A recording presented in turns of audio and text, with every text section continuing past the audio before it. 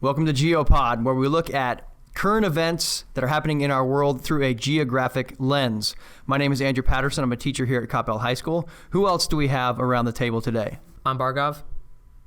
I'm Yash Lad, member of the Coppell Geographic Society. I'm Nihar, treasurer of the Coppell Geographic Society.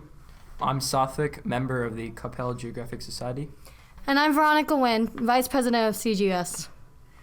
Okay, today we're taking a look at what's going on in Indonesia, and I'm betting so many people haven't even heard of it with everything that's going on in the world, such as Syria. A lot of the media is focused on that, but we've got some big issues going on in a different part of the globe that are affecting a lot of people. Nihar, what do we got going on? Since July of this year, forest fires have rampaged all throughout Indonesia, especially West Sumatra, which has been affected the most by these forest fires. These fires have even spread to the neighboring Malaysia, Singapore, and even all the way up to southern Thailand. One of the most important things to consider about forest fires is the amount of damage caused. So Yash, would you like to elaborate on this? The most obvious damage occurring from these fires are the direct effects on the Southeast Asian tropical forests. These fires continue to exacerbate the already existing deforestation issue and bring lots of pollution to the earth. In addition, endangered species, such as the orangutan, are now closer to extinction as their habitats are now being burned to the ground. Animals and plants are not the only species affected by these fires. A total of 19 people have died from the fires. But what's worse is that an estimated 500,000 cases of respiratory tract infections have been reported as a result of the smoke created. It is estimated that over 100,000 premature deaths will ensue from this catastrophe. In addition to the negative repercussions on Earth and the living creatures that inhabit it, Southeast Asia is suffering economically. It is estimated that financial damage can be as high as $47 billion. A World Bank study claims that this calamity will cause $935 million to be lost due to lost agricultural productivity and trade.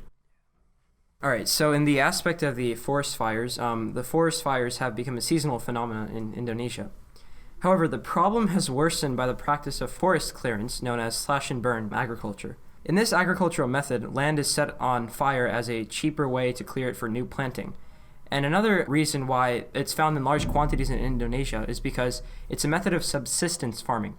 Now, in Indonesia, there are lots of families who are not able to cope up with the economic standards that have been set, so they practice this form of agriculture in order to find the most effective way to get produce in a relatively small amount of time. So that's why they commonly do this slash and burn agriculture in order to feed and provide for their families.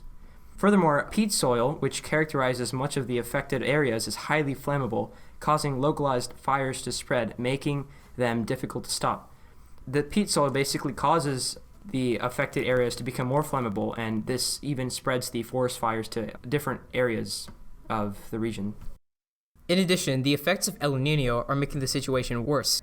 El Niño is the warm phase of the El Niño Southern Oscillation, and during this phase, high air pressure is seen in the Western Pacific, while low air pressure is seen in the Eastern Pacific.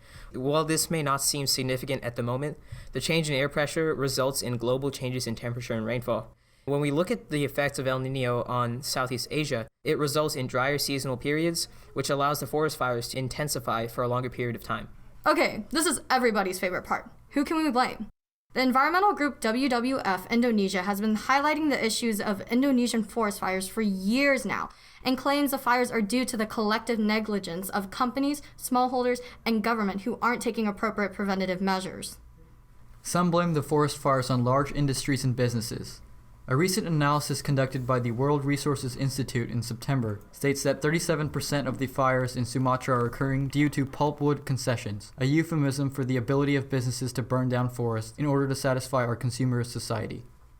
We know that 37% of the causes for forest fires are because of corporate usage, but we also need to consider the other 63%. It is speculated that the rest, or at least a good portion of it, is due to palm oil producers. Similar to the reasons for pulpwood concessions, palm oil producers and other large industries are manipulating the land for plantation development. However, some take a different route when choosing who to blame for these causes. Some science research groups blame small-scale farmers who are seeking to expand their farmland and rogue operators who are purposely burning the land in an attempt to gather land acquisition. We can honestly go on forever of who's to blame, but that isn't the main issue here. What we need now is to figure out how to fix or at least alleviate the consequences from the forest fires. First and foremost, we need to end the practice of slash and burning forests.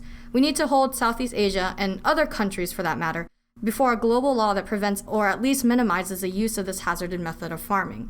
Incentives should be given to companies to find more earth-friendly ways and less harmful practices such as shifting cultivation. In this method of farming, agricultural workers will rotate the plots of land that are used each year, allowing the fallow lands to recover their nutrients. In addition, government should be asked to step up to the plate. Some suggest that the Indonesian government should rethink their budgetary allocation. Currently, the ratio between public spending on fire suppression and prevention is 80 to 20. 80 to 20. The government is spending 4 times as much on resolving current problems and preventing future ones. And yeah, it's hard to be all like, well, I think the government should only spend on preventative measures because, yes, the government needs to worry about current issues and extinguishing those fires first, pun intended. At the same time, however, it's good to think about what our priorities should be and our beliefs on whether we should think about the future or think about the present. In addition, a recent CIFOR report has revealed that some forest-dwelling communities might worsen the situation inadvertently due to their lack of education. Some communities simply lack the skills, training, and pure knowledge of how, and more importantly, why we need to take care of our forests. And this, my friends, is how AP Human Geography makes its grand appearance. I know it doesn't seem like it, but all the theories and the suggestions that AP Hug curriculum teaches can actually be applied. And this is a prime example of how. Veronica, that's awesome. I'm right there with you. And I love how we get to see these real world situations that are affecting thousands of people, if not millions of people right now. I mean, subsistence agriculture and shifting cultivation, these are themes that we talked about in human geography. And what makes it so difficult is like there's not a clear answer. We look at poor economic landowners who are turning to burning the fields because it's the cheapest means of getting clear land. We also look at corporations who take advantage of the situation and the low-cost access to land, and that's double the problem. So how can we solve that as we move towards being global citizens? That's the tough question. But you're right, Veronica, that's some of the interesting things that we talk about in AP Human Geography. So thank you for bringing that to light. So thank you all for listening. This concludes the 5th episode of Geopod. See you all next time.